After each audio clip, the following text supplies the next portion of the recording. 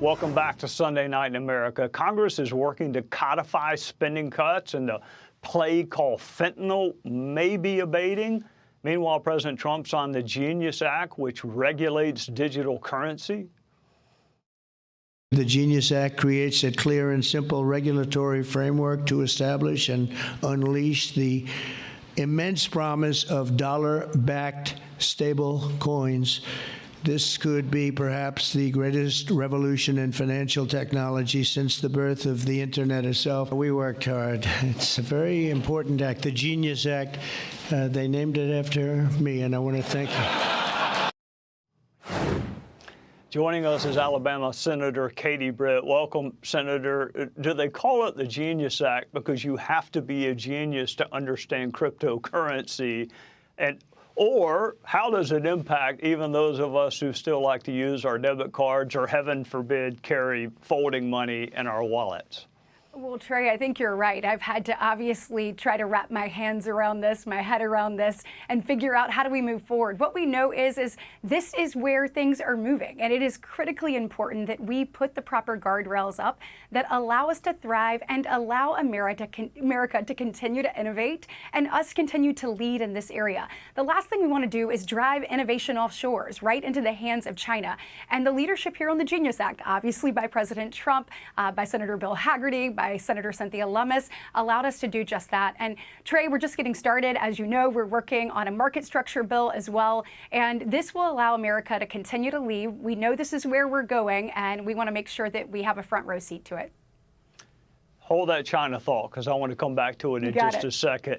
Cutting is hard. Spending is easy. Where do we stand with codifying these reductions in spending that were identified earlier this year? Well, once again, President Trump is making good on the promises he made to the American people. He talked about this on the campaign trail, and he is actually putting it into action. This rescission package is a first step to reining in wasteful spending. Look, Trey, where we are is unsustainable. This was significant. It is $9 billion, but at the same time, when you look across the board, we are $37 trillion in debt. We are just getting started. I actually have a special guest here in the studio with me, and it's my son. And this is about him. This is about the next generation. What we're doing right now is saddling our children and our children's children with debt that's unsustainable. It's not just fiscally irresponsible, Trey, it is morally irresponsible. And I am so grateful to President Trump and his leadership for saying, the buck stops with me, and we're starting to rein this in to make sure that we can make these things more sustainable for the next generation, and America can be more secure. Because, Trey, nobody knows this better than you. But this isn't just about our economic prosperity, which is critically important, because we know when we are spending money on things that we don't need, we are driving people out of things like the housing market and other things that they need to be affordable for the American dream. But this is also about national security. And the debt that we are saddled with here in our nation is a national security threat. It's one that, unfortunately, China in many ways has some keys to. And President Trump is saying enough is enough. We're going to make some changes right now, and I was proud to be a part of that rescissions package and the leadership of Senator Eric Schmidt and being able to vote that into law and get that to the president's desk. Senator, there's a little video floating around, an exchange between you and Senator Chris Murphy on the Senate floor. There's no audio. I watched it several times. A mutual friend of ours sent it to me. It looked like an Alabama versus Auburn kind of conversation, except very, very one-sided.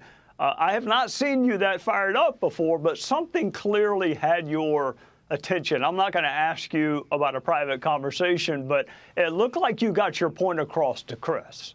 You know, I'll allow the contents of the conversation, to your point, to stay between the two of us. Clearly, incredibly passionate, both of us are, about various issues, many times sitting on opposite sides of the aisle or perspective of those, where you can see eye to eye with someone and have common ground, move it forward. But when you don't, you let them know. And I think you saw that firsthand. We did. I want to mention another area where you have been active. Fentanyl is killing young Americans while Chinese vaping devices are hurting them. What, in your judgment, can be done with either or both? Yeah, look, this is yet another area where President Trump is taking what happened under the Biden administration, just the complete and total dismissal, essentially, President Biden had, letting our borders be overrun, letting our streets, where fentanyl is kind of moving coast to coast and in every corner, in every community of our country. We saw under President Biden's failed leadership that fentanyl became the leading cause of death between the ages of 18 and 45. President Trump said enough's enough. He secured our border. He said, look, I'm going to use the economic tools in my toolbox to make sure that Mexico and Canada are actual partners in ensuring we don't lose young Americans to fentanyl and opioid overdose. And then this is yet another tool. I'm proud of Congress stepping up, moving this forward. This is something a lot of us have been working on for a long time. We think that this is yet another way to keep Americans safe. It's showing all of the people across the country, when we said we want to keep you safe and we want America strong and we want it prosperous, we meant it, and we're taking action now. I mean, these first 6 months, Trey, of the Trump administration have been unprecedented, whether it is creating peace and structure across the globe, whether it's securing our border, whether it's creating more opportunity for Americans to keep more of their hard-earned money with the One Big Beautiful Bill, or whether it's tackling things like this, because I think all of us, Trey, have sat across from parents who have lost their child to a fentanyl overdose. I did that on the campaign trail. I continue to hear from these parents and their heartbreaking stories in my office as a United States Senator. I know many of us have heard a story that I heard when I was in San Diego from a DEA agent about a mom that lost both of her boys to a fentanyl overdose. They had split a Percocet before going to a party and are no longer with us. And so